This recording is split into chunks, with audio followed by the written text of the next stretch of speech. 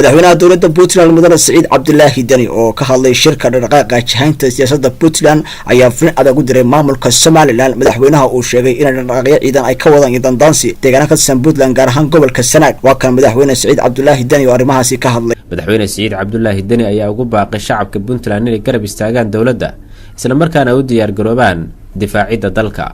waxaad ogtihiin inuu socday dhaqdhaqaaq iyo gardarro duulaan hor leh oo maamulka Hargeysa uu mar labaad isku dayayo inuu dhulka Puntland uu ku soo weeraro.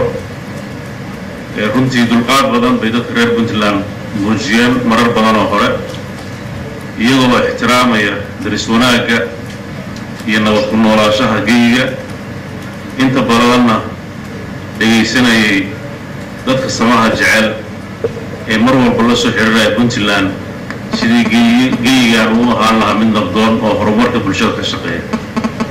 waxaase nasiib darro ah in maalinta ka dambayso ay sii kordhayso dhaqdhaqaaqyada iyo isku dayada. waxaan runtii halka ugu jeedinayaa dhammaan shacabka Puntland inay sharafta iyo karaamadooda dhowraan deegaanadooda iyo dadkoodana difaacaan.